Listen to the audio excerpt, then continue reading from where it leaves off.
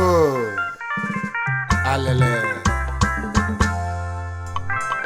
Bano zeme zina kaina yuchukwu abịa manu.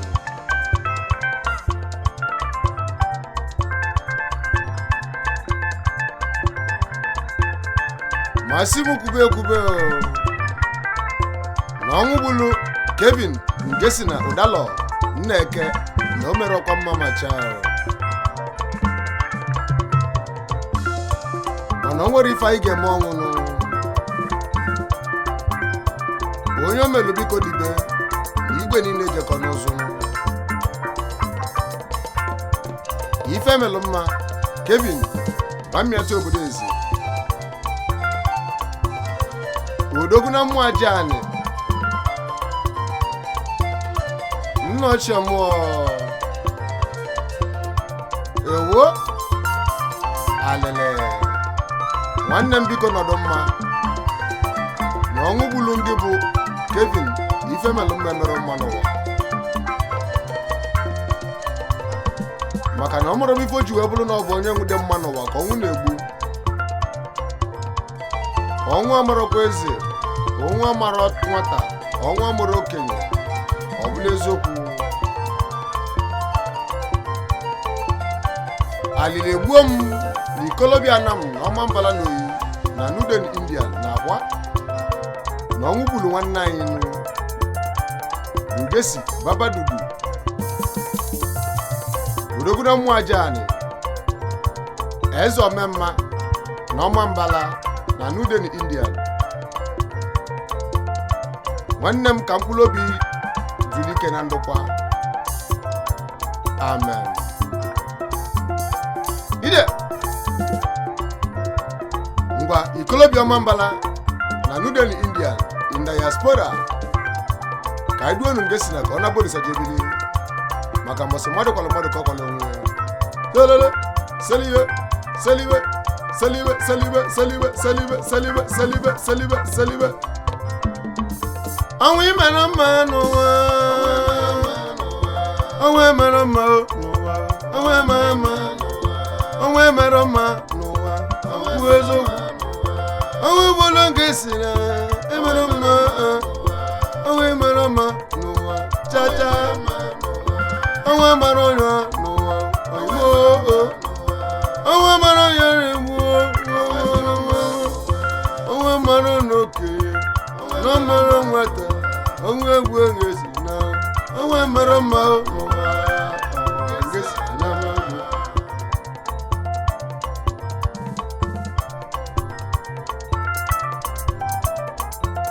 akweli egbu m oyim ojuzie m ibe na ebela akwa oyim Ngesi anabago mmụọ ojuza Ngesi na Kevin Udalo Udogwu ọnwa mmetụ obodo eze nna ochie ma na Olisa ji ebilio alele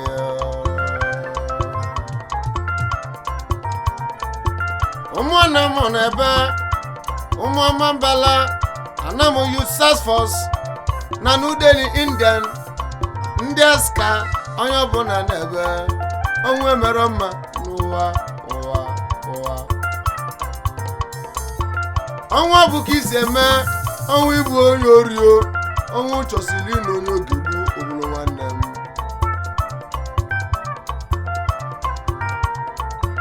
Kevin nọdụ mma kwa ngị bụ Ngesi na Udalo nwanne ke mmụọ aja nyo na mmeta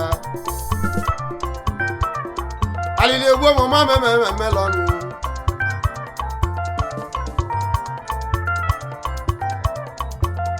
ọnwa na-eyiri ego ọnwa na-eliri ego ọnwa na-alụrụ akwa ọ bụrụ ọnwụ na-anụ akwa anyị ebeteghị Ngesi na ma ọnwa na-elirokwu ego ọ bụrụ ọnwụ na-eli ego ana m nọ n'udo enyi anyị egote ọnwụ anyị dịla anyị ndụ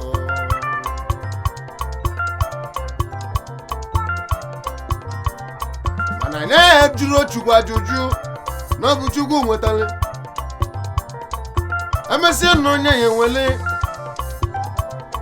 alili egbo mama memememe n'enuwo nọdụ mmanụ igwe niile je n'ozu irugo ọ bụrụ maka nke si na Kevin Udalo aka Ifemelụmma enyi na mmụda eze mmụajani na mmịacha nam ike na New Delhi India ma mara m ife oji bụrụ na ọ bụ onye dị mma n'ụwa ka ọnwụ na-egburu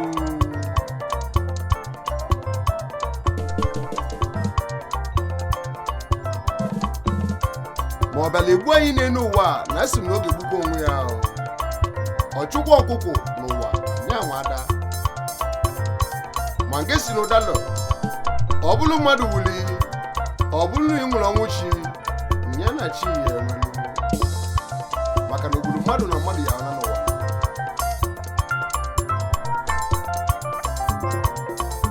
onye dị ndụ ya kwa ya nwere ahụ kwụsị mmadụ gwara mmadụ ọkọkwala uwe ya ijelu onwe mara mma n'ụwa nụọ nne n'ụwa onwe mara mma n'ụwa nke siri na odogwu Kevin Udalo onwe mara mma onwe mara mma n'ụwa onwe mara mma n'ụwa ogo ọnwụ chalụ n'oge egwu ọ bụrụ ozi ọ bụrụ nke si Udalo ibe mana mmezigbo maka naba n'Olisa jebili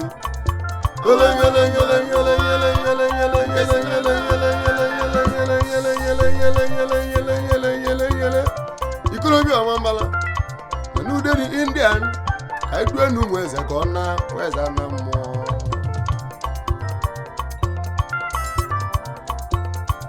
anyị ji egwu onwe na-asị ndị omelu biko dị ibenu ya bụ ndị Nneke Udalo na mmụajani mmụda eze mmịata na m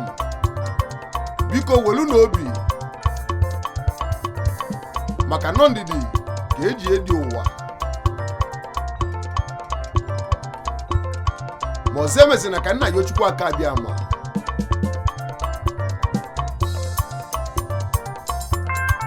asị na ozu baa anyị n'ụwa ọnụmana ma ekpele na-ekpe na ọ bụ na ọ bụ mmadụ gburu nke si na n'ụwa ya na nke si na ya na maka na ọ bụ ififelenu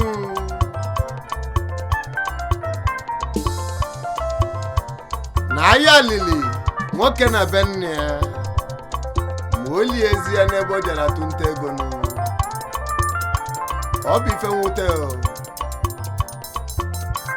maka ido na onye nwụrụ anwụ maka onye dị ndụ ga-edu onye nwụrụ anwụ ida ngele agwa elile egwu m mama eleme ọnwụ a na-anụrụ ihe ọ bụ na ị na-abụrụ ụzọ yalụ ndị agadi ọ bụrụ nke si n'ụlọ ka ịbịala igburu mata eli ezi ego ọkpali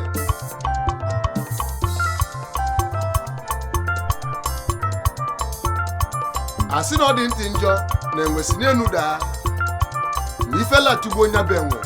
maka na nne mụrụ enwe mụrụ ya n'elu osisi na ọ mụrụ ya naanị ya bụ na enwesi n'elu daa ifele bụkwa nke enwe o gburu mmanụ na mmadụ ya na igwe niile nọ jekọ n'ụzọ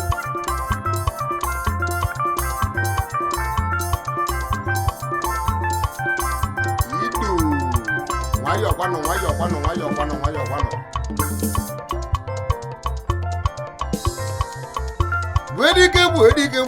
bụ edike mbọsọ ọgwachọba dike urugwara ode njinji enyi ngesi Udalo omelidika atụ egwu ana ikolobịa mmadụ nọzi igwu ya urugwu na onye yalị mmadụ ọ bụla onye nwụrụ anwụ ngesi Olisa debe na akwa aro obiadulumu obulu ibe ji aka eti tonwu aye etine ngesi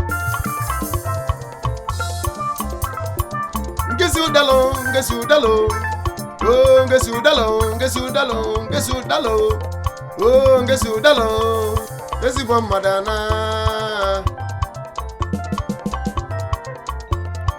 alile bo mo gwa ngesi bo madana ba umumi ata maro na zihu ya ngesi na kai na eguzi okwu ya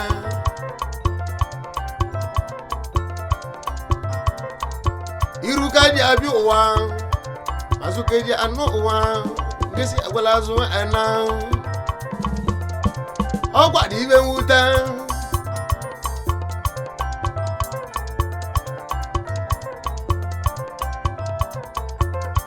obulu manu bulu ngesi igo bulu onye obu aro mmanwu ne ya aja ne mba anyi aro de jinji oludu nne m ngwa m ụlọ mmelenu udisadebe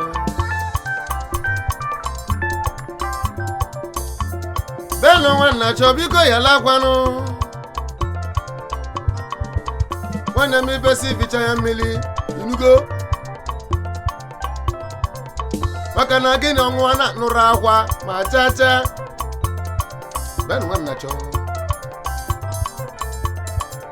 ọ bụla ibe anyị ụlụ kedu dọnsọ ni akwọlụ dọnsọ ni ngesi anọzi ya do ịmakwa na ngesi anọzi ya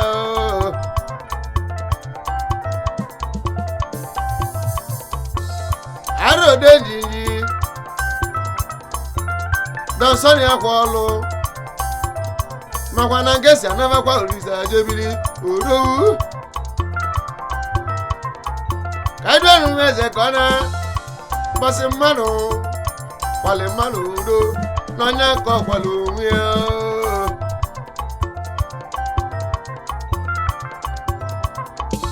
isi bụ ka na-elie isi na-elekwo ofe mbọsị mmadụ na olisa debiri igbo onye lili ka obu nwee na ma onye meli mma ya na-ekwu onye meli njọ n'elu nwanụ ọnụ ga-ekwu mana omeli mmadụ mma omeli njọ do njọ ngesi na n'ọba onye ọma ọnwụ mmerụ ga-esi emerụ mma n'ụwa ọnwụ mmerụ ga-esi merụ mma n'ụwa eziokwu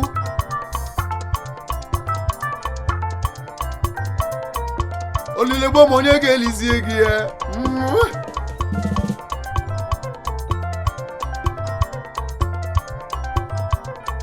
alile gboo ma onye ka mụ na-egwu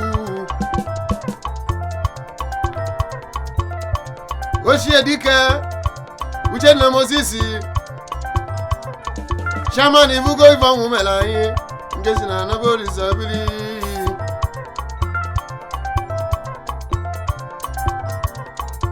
isi bụ ka na-elie isi na-elekwelekwo ofu mbọsị mmadụ na olisa debili nne m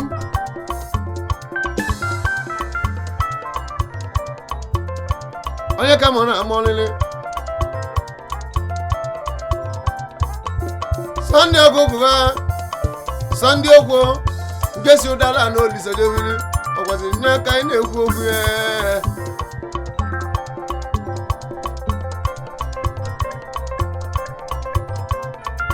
Kaidu enu weze ka ọ na-emanụ Anam Youth Task Force na New Delhi Indian ka anyị gwanụ nke si na n'ezigbo mara anamago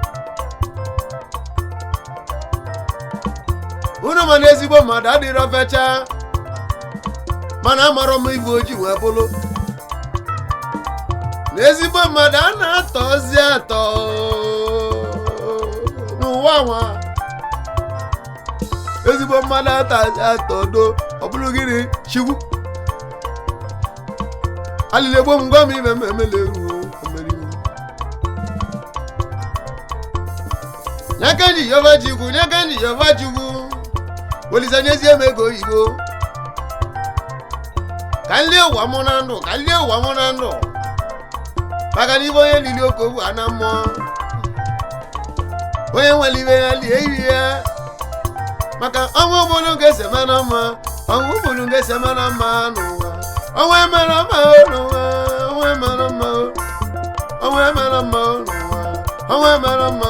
ọnwụ obodo ga-ese mara mma n'ụwa ọnwụ emere mma n'ụwa nke si na ana wele wele wele wele wele wele wele wele wele wele wele wele wele wele ikolobia mwaje ani niile biko nudibe ibe na-ememe la anyị niile desi na anabago mana ya mamba chukwu ọgwụ mana ibe anyị na-agwa chukwu ibe anyị na-agwa chukwu ibe anyị na-ayọ olisa biko ọzọ emezikwana maka na ọnwụ yutu dị njọ ọnwụ mmụ arụ dị njọ n'ọnya ka nna ya ochukwu ọzọ emezina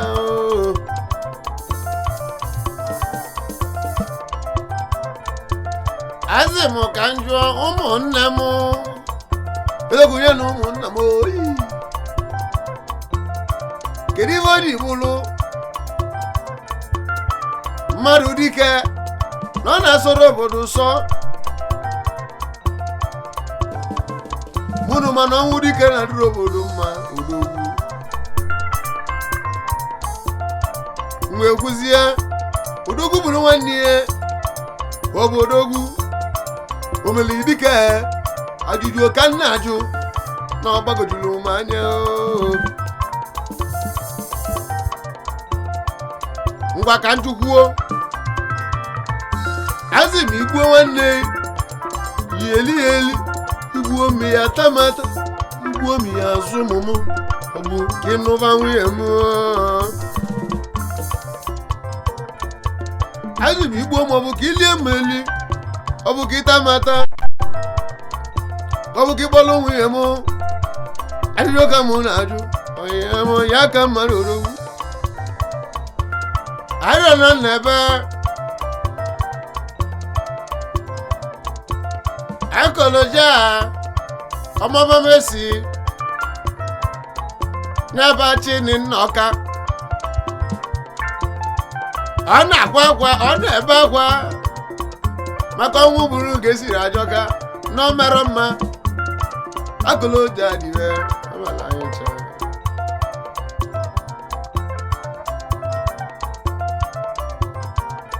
ọmọba nwanne m na onye ga-eti enu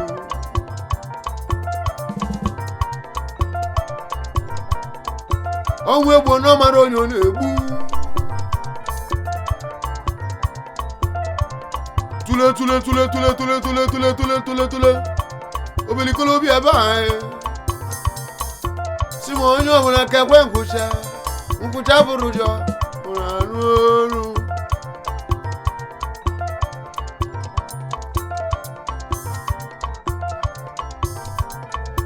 onye dị ndụ ga-akwa onye nwụrụ anwụ aska na dude na india ndị aska niile na-ebe anamu new task force onye ọbụla na-ebe gesi na nana olizebili ọnwụ bụrụ gesi mara mma ọnwụ imere mma n'ụwa ọnwụ emere mma n'ụwa ọnwụ emere mma n'ụwa ndị mmehie redio ka na-agbọrọ obiara bụ Jehova nwanne m onwe mere mma n'ụwa ale obiara onwe mere mma n'ụwa uche na mmịata burezi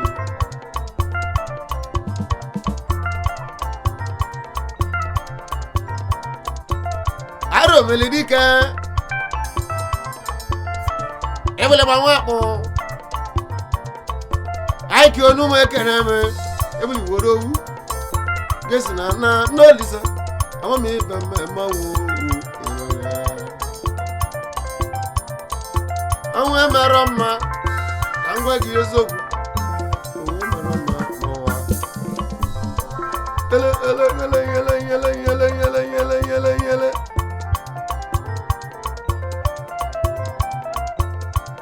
aro denjinji odudu ne mo mama le meme no nu yiri dika gomma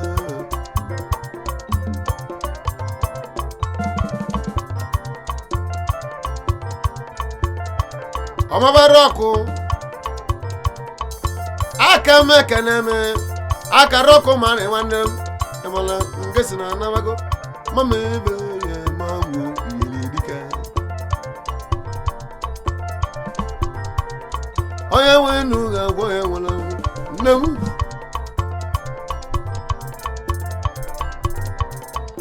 ọbịala egbu anyị n'enu egbu onwe ya abụke ka aja adụgo wele isi emegburu anụ ewu ọnwa obodo ga-ese mere mma n'ụwa ọnwa emere mma eziokwu ka m na-egwu ọnwa emere mma ọnwa emere mma n'ụwa ikolobịa na mụ niile na nwambara ikolobịa na mụ niile na n'udeni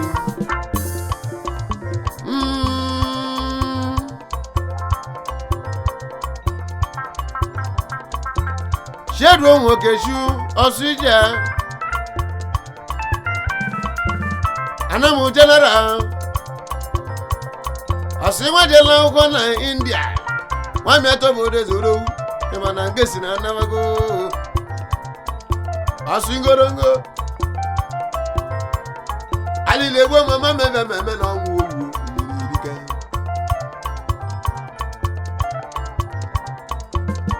Kevin nọdụ mma igwe niile jekọ n'ụzụ kanọgwalịa ngele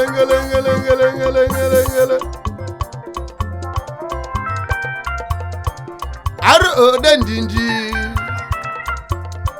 obere dịka atụ egwu odogwu onye dị ndụ ya kwenye nwụrụ anwụ isi bụ ka anyị elie isi na-elegwo n'uwe ofu mgbasị mmadụ na olise jebilio n'ụwa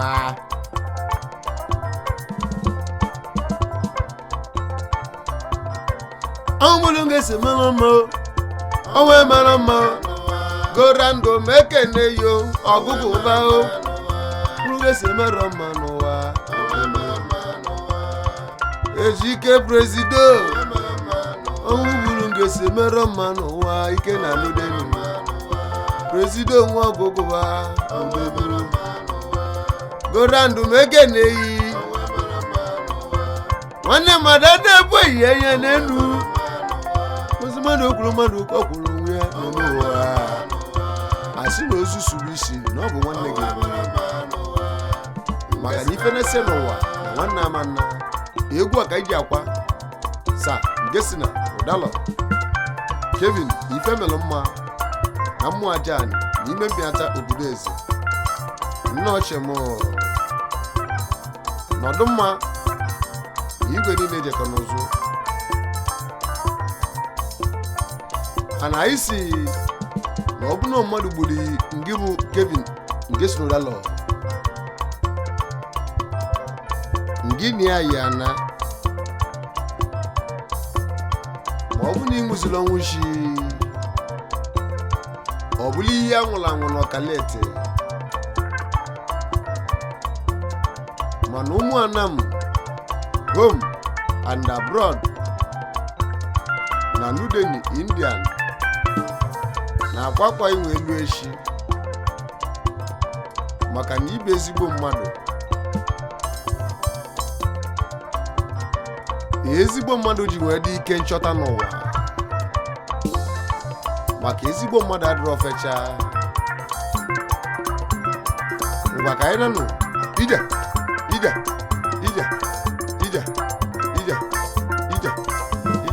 ọnwụ bụrụ ga-eso melụ mma n'ụwa ọnwụ ime mma ọnwụ emere mma n'ụwa ọnwụ emere mma n'uwe nwe uwe ozi emela ya eme ọnụ alịla egbo m ka m na-etile egwu Olise Adebe mmanwụ apụgo egwu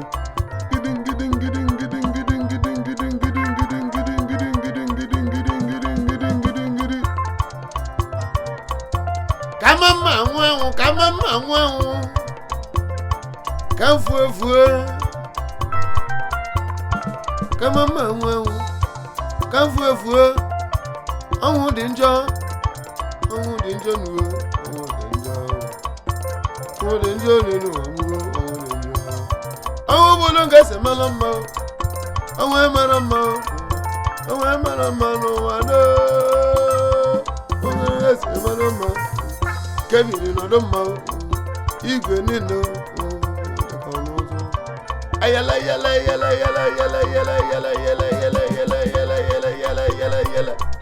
Ọnwụ mama n'ụwa. Ọnwụ mama.